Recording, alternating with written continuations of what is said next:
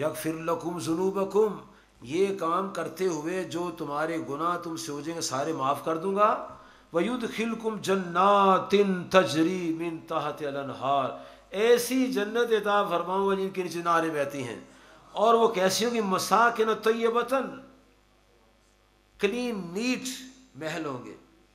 وہاں واش کرنے کے لیے جمع دار نہیں ہوں گے، نہ وہاں گندگی ہوگی نہ جمع دار ہوں گے، نہ وہاں تعفن ہوگا نہ وہاں سپرے ہوگا. وہ نیچرل سپرے ہوگا، بلکہ ایسا سپرے ہوگا کہ جب دل کرے گا کچھ کھانے پینے کو کھاتا جائے گا کھاتا جائے گا کھاتا جائے گا کھاتا جائے گا. پیٹ میں کوئی تکلیف نہیں ہوگی. پھر ڈکار آئے گا، سب ہضم ہو جائے، ڈکار سے خوشبو آئے گی اور وہ کمرہ محل خوشبو سے معطر ہو جائے گا. اتنے ناز، اتنے وہ بیان فرما رہا ہے. کس کے لیے فرما رہا ہے؟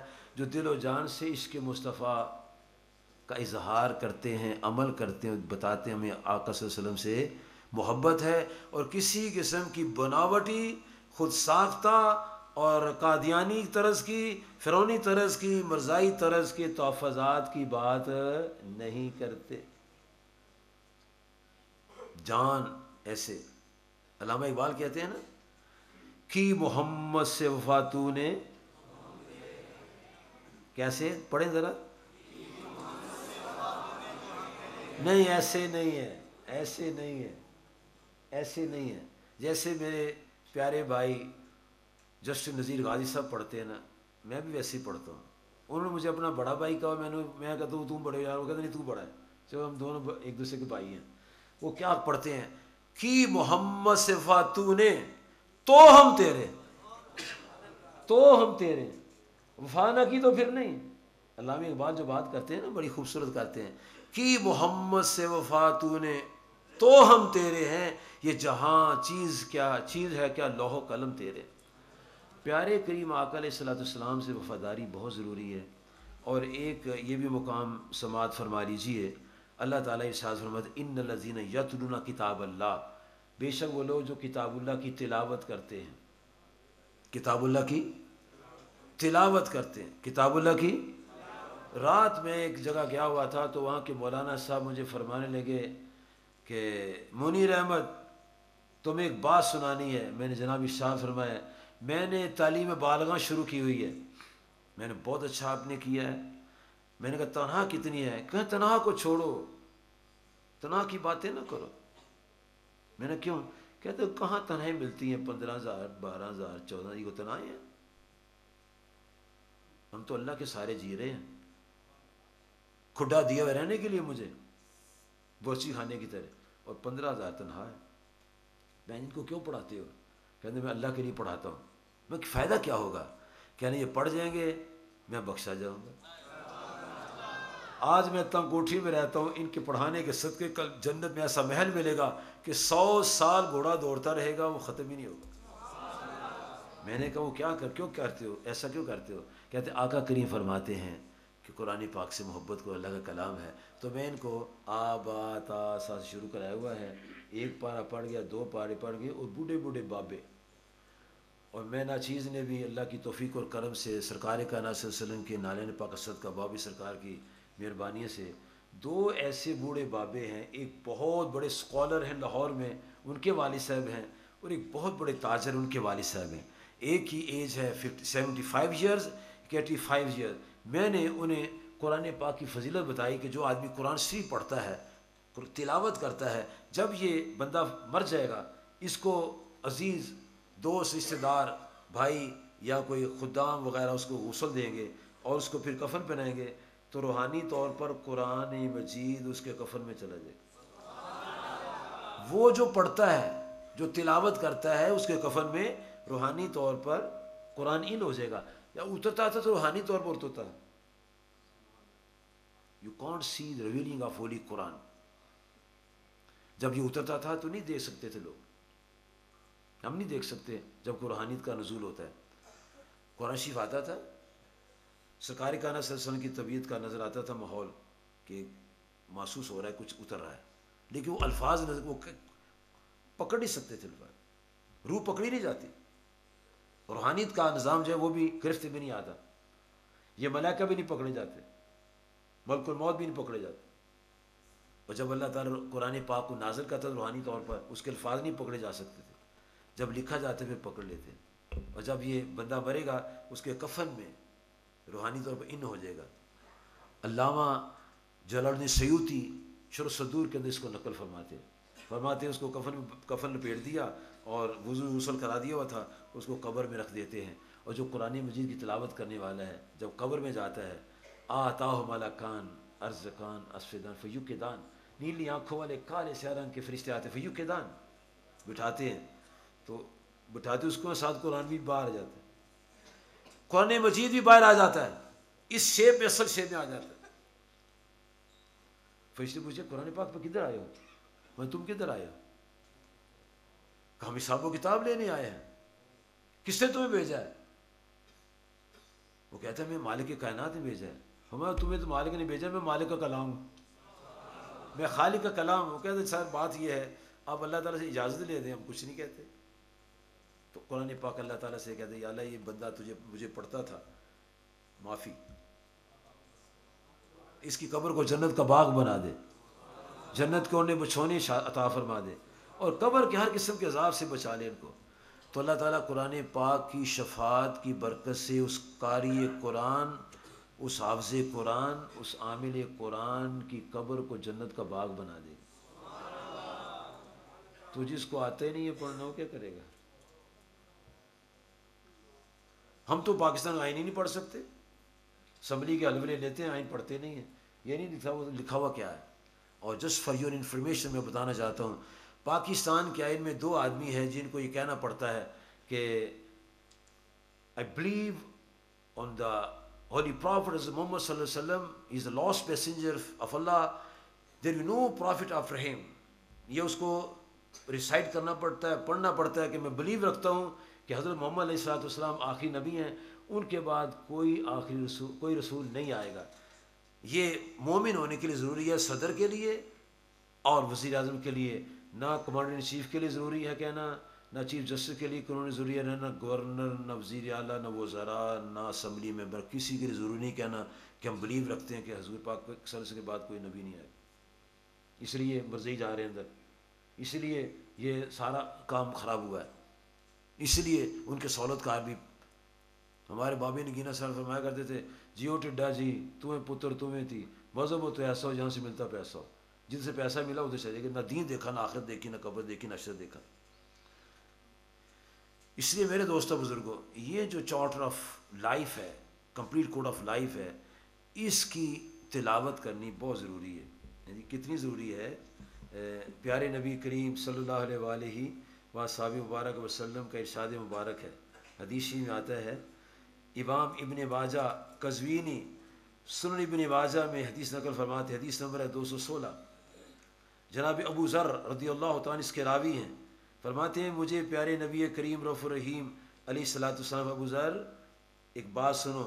جی حضور میرے ماں باپ صدقے قربان جائیں. ارشاد فرمائیں، ابو ذر توجہ کرو. جی حضور. فرمایا اگر تو نے ایک آیت قرآن پاک کی فجر کے بعد سیکھ لی، سن لی، سمجھ لی، پڑھ لی، صرف ایک آیت، just one verse of holy Quran, 2 3 نہیں، 4 5 نہیں، صرف ایک آیت مقدسہ پڑھ لی، تو پیارے نبی کریم صلی اللہ علیہ وسلم فرماتے ہیں کہ وہ تیرے لیے 100 نوافل سے بہتر ہے. خیر اللہ کا من ان تصلی 100 رکعت، 100 رکعت پڑھنے سے افضل ہے ایک آیت سیکھنا. جسٹ ون فتعلم آیت من کتاب اللہ، کتاب اللہ سے ایک آیت سیکھنا روزانہ سویرے 100 نوافل سے اعلیٰ ہے. خیر اللہ کا تیرے لیے بہتر ہے، خیر اللہ کم تمہارے لیے بہتر ہے، خیر اللہ کا تیرے لیے بہتر ہے. For everyone, every individual, ہر ایک کے لیے ضروری ہے کہ ایک آیت روزانہ پڑھے. اچھا اب علامہ صاحب، خطیب صاحب، امام صاحب، میربان صاحب، ہمارے قائد، رہنما فجر کی نماز کا سلام پھیرتے ہیں، بھائی ایک آیت سن جو بس. اور وہ ایک آیت سننے کے لوگ بیٹھ جاتے ہیں 100 بیٹھیں گے تو 100 کو 100 سے ضرب دے لو، 1,00,000 ہو گیا، یعنی 1,00,000 کا ثواب ملا سب کو، اور سب کا ثواب اس مولانا صاحب کو ملا جس نے یہ آیت سکھا دی۔ تو کیا اتنا وقت ہمارے پاس ہے کہ ہم ایک آیت کا درس روزانہ دیں؟ جو دیتے ہیں وہ خوش نصیب ہیں، جو سنتے ہیں وہ بھی خوش نصیب ہیں۔ 100 نوافل کہاں پڑھنا، اور ایک آیت فتعلم، ایک آیت من کتاب اللہ، اللہ کی کتاب سے۔ اور پھر ایک اور آگے آپ نے فرمایا کہ جو آدمی بابن فی العلم میں، فتعلم بابن فی العلم میں، ایک باب، ایک چیپٹر، ایک باب وہ سیکھے، عمل بہی او لم یعمل، عمل کرے یا نہ کرے، وہ بات کی بات ہے، کیونکہ ٹائم اس عمل کے ٹائم ہے نا، سنیں اب سن رہے ہیں نا، لیکن ابھی موقع نہیں ہے عمل کا، سن رہے ہیں تو اللہ تعالیٰ فرماتا ہے، حضور پاک فرماتے ہیں خیر اللہ کا من ان تصلی 1000 رکعت، 1000 نفل پڑھنے سے بہتر ہے کہ ایک علم کا باب سیکھا جائے۔ اور اگر ہم سیکھیں گے تو انشاءاللہ تعالیٰ ہماری بگڑی سنورے گی، اور سیکھنے سکھانے کے لیے ہمیں بہت ضروری ہے کہ ہم اپنے احباب دوست مل بیٹھ کر سوچیں اس قوم کا کیا بنے گا جن کو کچھ بھی نہیں آتا، کون ذمہ دار ہے؟ اگر میں اپنے علاقے میں امام ہوں یا درس دیتا ہوں تو میری ذمہ داری ہے کہ میری قوم مجھ سے آگاہ ہو۔ اگر میں غصے میں رہتا ہوں ہر وقت تو پھر میں امامت چھوڑ دوں، مجھے حق نہیں پہنچتا امامت۔ محبت کروں، لوگوں سے پیار کروں، جی ایسے پیار بھی جیسے اپنے بچوں سے پیار، بچے کا ایسے شوربہ بہ جاتا ہے، ایسے دودھ بہ جاتا ہے تو جیب سے رومال لگا کے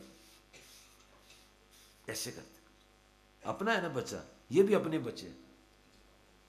اور جس نے بچوں کو، انسانوں کو اپنے رب کے بندے سمجھ کر کام کیا، اس کا اجر و ثواب کیا ہے؟ تحصیل الباری شرح بخاری میں حج جہاد کے باب میں یہ حدیث شریف کے تفصیل میں آتا ہے، ایک بندہ مر گیا تو اللہ تعالیٰ کی ذات پاک نے اس سے پوچھا ہے میرے بندے تو نے کیا کیا ہے؟ کہا یا اللہ میں نے 70 حج کیے، وہ تو نامنظور ہے۔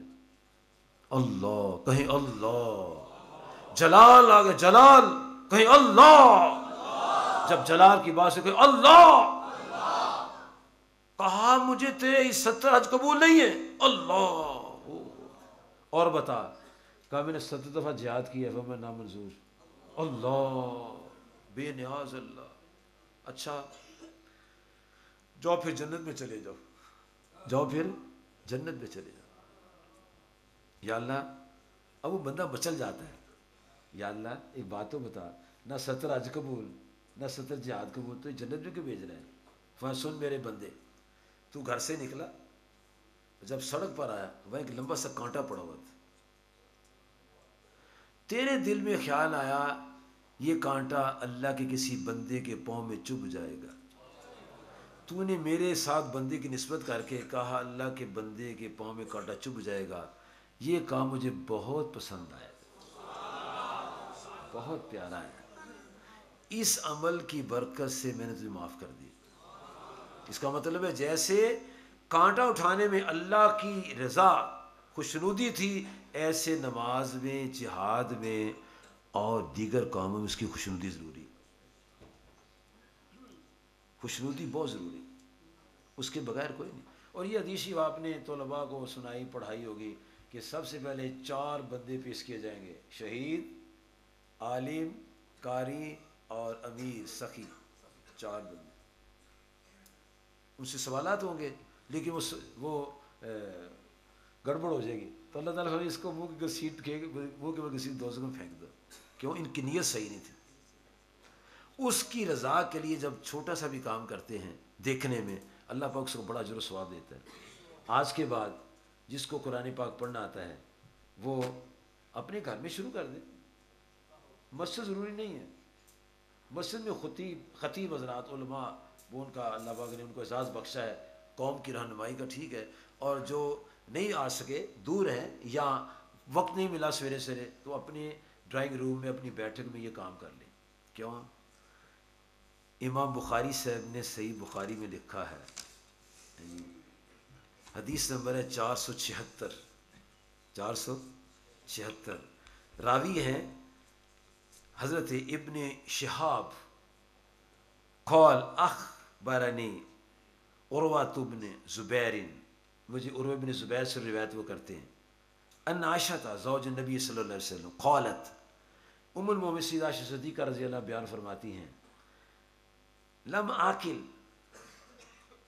الا وہما یدینان الدین، فرمایا سمجھ رکھتی تھی اور میں نے اپنے ماں باپ کو پایا کہ وہ دیندار تھے، چھوٹی سی تھی 3-4 سال کی، کہتی میں نے اپنے ماں باپ کو دیندار پایا، میرے ماں بڑے دیندار تھے، اور فرماتی ہیں کہ وَلَمْ يَمُرُّ عَلَيْنَا يَوْمٌ إِلَّا يَأْتِينَ فِي رسول اللہ صلی اللہ علیہ وسلم طرف النہار وبکرۃ وعشیٰ، فرماتی مجھے سمجھ تھی، میں جان بوجھ رکھتی تھی، اور میں نے اپنے ماں باپ کو دیندار پایا، اور فرماتی ایک دن ایسا گزرا جو میں نے دیکھا نہ ہو کہ ہمارے آقا اور مولا علیہ السلام سویرے اور شام کو ہمارے گھر تشریف لایا کرتے تھے، 2 وقت 2 ٹائم۔ یہ کائنات میں صرف ایک شخصیت ہے جناب صدیق اکبر رضی اللہ عنہ کی ذات ہے جنہوں نے یہ اعزاز پایا کہ 2 وقت سرکار کائنات سے ان کے گھر تشریف لاتے تھے، سویرے اور شام کو، بکرۃ وعشیٰ۔ فرماتی میں سمجھ رکھتی تھی، ہمارے چھوٹے بچے سمجھ رکھتے ہیں، 2 سال کے بچے کو یہ پکڑا دو نا پورا، یہ بہت ایسے کر کے نا فوراً وہ نکالے گا، میچ کہاں لگتا ہے، ابو کی فوٹو کہاں آتی ہے، امی کی کہاں آتی ہے، میری بہن کی جب شادی ہوتی ہے تو ناچتی میری بہن کی فوٹو کہاں آتی ہے، سارا اس کو پتہ ہے، سب کچھ جانتا ہے، چھوٹے چھوٹے بچوں کو پتہ ہے، سب کے پاس شعور ہے، بچے سمجھدار ہیں، اس کو پتہ ہے پاپا کون ہے، میری پوتی ہے 3 سال کی، تو جب میں گھر آتا ہوں تو کہتی ماں جی دادا ابو آ گئے، یہ میری بیوی کہتی ہے ماں جی، اپنی ماں سے نہیں کہتی کہ دادا ابو آئے ہیں، میری بیوی سے کہے گی، اس کو پتہ ہے کہ یہ دادا ابو دادی امی تو رہتے ہیں، اتنی کو شعور ہے کہ یہ دادا ابو ہیں، یہ دادی اماں ہیں، بچی کو شعور ہے۔ ام المومنین سیدہ صدیقہ رضی اللہ عنہا فرماتی ہیں میں جانتی تھی سارے معاملات کو، میں نے اپنے ماں باپ کو بچپن سے دیندار پایا، اور میرے ابا جی ضرور وہ خوش نصیب ہیں جن کے گھر میں آقا صلی اللہ علیہ وسلم 2 ٹائم آتے تھے۔ فرماتی ہیں میرے ابا جی کی مسجد نہیں تھی میرے ابا جی کے پاس، تو فرماتی ہیں پھر کیا ہوتا، میرے ابا جی نے کیا کیا، فَابْتَنَا مَسْجِدًا بِفَنَاءِ دَارِهِ، اپنے گھر کے سامنے صحن میں مسجد بنا لی، ایسے اینٹیں لگا دی، ایسی نہیں ہوتی تھی جیسے آج ہوتی ہیں، ایسے وہ لگا دیا، جیسے محراب بنا دیا، مسجد بنا دی، اور وَكَانَ يُصَلِّي فِيهِ، اس میں نماز پڑھتا۔ کیوں؟ قبضہ تھا مسجدوں پر، کن کا؟ مشرکین کا، کفار کا قبضہ تھا۔ آج بعض مسجدوں میں دہریوں کا قبضہ ہے، نیچریوں کا قبضہ ہے، ملحدوں کا قبضہ ہے، صحابہ کرام اہل بیت اطہار کے انتہائی خوفناک انداز رکھنے والوں کا قبضہ ہے۔ اب وہاں تو نہیں جا سکے، نہ تو کیا اپنے گھر کے صحن میں رکھ لیں اور وہاں کیا کریں، نماز پڑھیں، اور فرماتی وہ کیا کرتے یقرؤون القرآن، وہ قرآن بھی تلاوت کرتے، ایسے دروازے کھول دینا اور قرآن شریف جو یاد تھا اترا ہوا تھا اس کو پڑھتے رہنا، اور فرماتے ہیں کہ کیا ہوتا تھا، فیاقف، کیا ہوتا تھا، علیہ النساء المشرکین وابناؤہم یعجبون فیہ، تعجب کرتے تھے یہ کیا کر رہے ہیں، وہ آ کے سنتے تھے، تو فرماتی ینظرون الیہ، ان کو دیکھتے تھے، وکان وکری رجلا پکا لا یملک عینیہ اذا قرأ القرآن، جناب سیدنا صدیق اکبر کو اپنی آنکھوں پر کوئی قبضہ نہیں تھا، بے اختیار تھے، جو ہی تلاوت قرآن پاک شروع فرماتے تھے آنکھوں سے آنسو جاری ہو جاتے، اور مشرکین کے بچے اور مشرکین کی عورتیں دیکھتی تھیں اور ان کو پریشانی لاحق ہو جاتی تھی، یار یہ بچے ان کو دیکھ رہے ہیں، یہ جو پڑھ رہے ہیں نا ہمارے بچوں کو سمجھ آ رہا ہے، اور یہ بندے مسلمان ہو جائیں، پھر مسلمان ہو گئے۔ میں سمجھتا ہوں یہ کام تھا مفتی محمد فرید صادق سیدی صاحب کا، میں سمجھتا ہوں یہ کام ہے علامہ مولانا صاحب محمد طاہر صاحب کا، ہاں جی، میرا کام نہیں ہے، کیونکہ میں دکان پہ جاتا ہوں، کاروبار پہ جاتا ہوں، یہ ان کا کام ہے، نہ میرا بھی کام ہے۔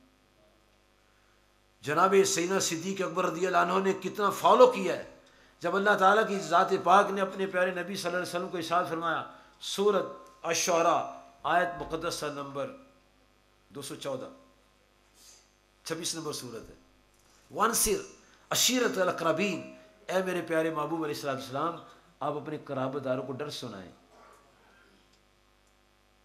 آپ نے یا فہر یا دی یا قریش آوازیں دی. پورے معاشرہ کے لوگ جب ایسے آوازیں گھروں میں گئی، کیونکہ وہ پولوشن کوئی نہیں تھا، جی ماحول بڑا پلیزنٹ تھا اور آواز دور دور تک جاتی تھی. آج سے کچھ سال پہلے بھی دیہاتوں میں بندہ بولتا تھا وہ میل تک آواز جاتی تھی. تو گھروں میں ایسے پہاڑیوں سے ہوتی زگ زیگ بناتی آواز جو تھی نا، گھروں میں داخل ہو گئی. لوگ نکل آئے، آج کیا بات ہے، محمد عربی علیہ السلام کی آواز سن رہے ہیں، کوئی خاص بات ہوگی. سارے لوگ اکٹھے ہو گئے اور آپ نے ان کو دعوت اسلام دی. سب سے پہلے مردوں میں سیدنا صدیق اکبر رضی اللہ عنہ نے کلمہ پڑھا. اب انہوں نے دیکھا کہ یہ جو بات انہوں نے فرمائی بہت اچھی بات ہے، تو انہوں نے بھی کام شروع کر دیا. انہوں نے بھی کام شروع کر دیا. وہ چلے گئے عثمان غنی رضی اللہ عنہ کے پاس. عثمان، اور دیکھو محمد عربی علیہ السلام نے کتنی پیاری بات فرمائی ہے، تو بھی پاک تینت انسان ہے، نہ تو کبھی شراب پینا، نہ جوا کھیلا، نہ بدکاری کی ہے، اور اچھے لوگ جو ہیں اچھی بات کو سنتے ہیں. آؤ ایک اللہ کو مانتے ہیں. شرک ناپاکی ہے، ان شرکا لظلم عظیم ہے، اور مشرک جو ہوتا ہے نجسن، ان مشرک نجسن ہوتے ہیں. تو آپ آ جاؤ، ادھر آ جاؤ. اب تو بڑے اچھے لوگ، آؤ اسلام کو مانو. کہتے یار چچا بڑا سخت ہے. کہتے چچا کو چھوڑو، اللہ کی طرف آؤ. بڑا پیار سے تبلیغ کی. عثمان غنی کو ساتھ میں لا لیا. کہتے اب 2 ہو گئے، 1 اللہ 2 11. اب دونوں چلتے ہیں. کدھر جانا ہے؟ کہا چلو زبیر کے پاس چلتے ہیں. دونوں حضرت زبیر بن عوام کے پاس چلے گئے رضی اللہ عنہ. ان کو دعوت دی، ان کو ساتھ میں لا لیا. رسول پاک صلی اللہ علیہ وسلم اپنا مشن چلا رہے ہیں، اسی مشن کو آگے بڑھا رہے ہیں. 2 سے 3 ہو گئے. اب یہ تینوں چلے گئے سعد بن وقاص رضی اللہ عنہ کے پاس. جب ان کے پاس تشریف لے گئے تو ان کو دعوت دی، بڑا پیار سے سمجھا. وہی مسلمان ہو گئے. کتنے ہو گئے؟ 4. اتنے میں مشرکین مکہ نے دیکھا یہ تو کام خراب ہو رہا ہے، یہ تو مسلمان جو ہے ان کے جو نبی علیہ السلام ہے اور ان کے ساتھ جو ملنے والے ہیں تو ہمارے بچوں کو جوانوں کو لیے چلے جا رہے ہیں. انہوں نے کیا کہا؟ طلحہ بن عبید اللہ رضی اللہ عنہ کو کہا تم 7-6 بندے لے جاؤ اور جا کے ان کو منع کرو کہ کیا کر رہے تم. تو جناب حضرت طلحہ بن عبید اللہ رضی اللہ عنہ جو اس وقت بت پرستی کرتے تھے، جناب سیدنا ابو بکر صدیق رضی اللہ عنہ ان پر فدا کمی وبی، میری ماں باپ قربان ہو جائیں، اتنی شانوں والے، سبحان اللہ سبحان اللہ. آئے، ابو بکر یہ تم کیا کر رہے ہو؟ میں جو تم دیکھ رہے ہو وہ کر رہے ہو. جھوٹ نہیں بولتے تھے. جھوٹ ہے. ہم تو ہمیں کو پوچھے کیا کر رہے ہو؟ میں کچھ نہیں کر رہا. تو بیٹھے کیوں پھر تھے؟ کچھ نہیں کہا. جھوٹ بول دیتے. جناب حضرت صدیق اکبر رضی اللہ تعالیٰ عنہ کو ان کے ابا جی ظہور حضرت عثمان ابو قحافہ جا رہے تھے تو ایک بت خانہ آ گیا. تو یہ تحصیل باری شرح بخاری جلد 5 صفحے 54 میں یہ واقعہ موجود ہے. وہ رستے میں بت خانہ آ گیا تو کہنے لگے سنو عبداللہ، چلو تم بت پرستی کرو، سجدہ کرو بتوں کو، میں بھی آتا ہوں. اچھا، جناب سیدنا صدیق اکبر نے کیا کیا؟ اور چلے گئے تو لات کا بت نظر آیا. لات اور سنتا نہیں. مجھے بھوک لگی ہے، کھانا تو کھلا. کوئی جواب نہیں. منات، مجھے پیاس نہیں، پانی تو پلا. اسے بھی کوئی جواب نہ دیا. پھر عزا کے پاس ہے، ان کی تھی نا لڑکی تھی، بت لڑکی کا بت تھا. عزا مجھے کپڑے پہناؤ، میں ننگا ہوں. کوئی جواب نہیں. تیار ہو جاؤ، میں نے تم سے پانی مانگا، میں نے تم سے روٹی مانگی، کپڑے مانگے، تم نے کچھ نہیں دیا. پتھر پکڑا، تیار ہو جاؤ، بچا لو اپنے آپ کو، لگا تمہیں مارنے. ترنت کر کے پتھر مارا، لڑ کے ادھر گئے. اتنے میں اب ان کے بازی آ گئے. ان کے بازی آ گئے حضرت عثمان جن کو ابو قحافہ کہتے ہیں رضی اللہ. ابو بکر یہ کیا کر رہے ہو؟ یہ نہیں کہا باجی کچھ نہیں کر رہا. کہا ابو وہ کچھ کر رہا جو تم دیکھ رہے ہو. صدیق اکبر، ہم کیا کرتے ہیں؟ کیا کر رہے ہیں؟ کچھ نہیں، ویسے بیٹھے سن. ویسے نہیں بیٹھے، کچھ کر رہے ہو. کچھ کرتے ہیں یا کہہ سکتے ہیں بھائی ہم کچھ باتیں کر رہے تھے جو آپ کو بتانے والی نہیں ہے، ہم وہ باتیں کریں. یہ نہیں کہنا چاہیے کچھ نہیں کر رہے. کرتے ہو تو سچ بولنا چاہیے نا. اچھا، وہ جو پکڑا اس کو اور پکڑ کے گھر لے آئے. جب گھر لے آئے تو سلمہ، کیا تو خیر ہے آج بڑا بول رہے ہو. عبداللہ کے ابو بڑا بول رہے تیزی سے، کیا بات ہے؟ سلمہ سنو. وہ سنو بھی تو صحیح نا، بڑا تیز بول رہے ہو، آہستہ بولتے ہیں گھروں میں بچے خراب ہو جائیں گے. کہا دیکھو سلمہ، اس نے لات منات عزا کو مار مار کے تو ستیہ ناش کر دیا ہے، کتنے سے گستاخی کی ہمارے خداؤں کے. تو بی بی سلمہ فرماتی، جو بات مسلمان ہو گئی تھی، عثمان غور سے سننا، جب یہ میرے پیٹ میں تھا تو مجھ پیٹ میں درد ہوتا تھا تو مجھے ادھر سے آواز آتی تھی، کبھی اس کونے سے آواز آتی تھی، سلمہ غم نہ کر، تیرے پیٹ میں وہ بچہ ہے جو نبی آخر الزمان کا دوست ہوگا، اس کا نام آسمان سے صدیق اترے گا. یہ وہ بچہ ہے، آسمان سے نام صدیق اترے گا اور یہ نبی آخر الزمان کا دوست ہوگا، اس کو کچھ نہ کہ، پریشان نہیں ہونا. اس کو کہا یہ شان والا بچہ پیدا ہونے والا تھا، یہ وہ بچہ ہے. تو یہ صدیق اکبر رضی اللہ عنہ جو فطرت سے پدیشی ولی پیدا ہوئے، وہ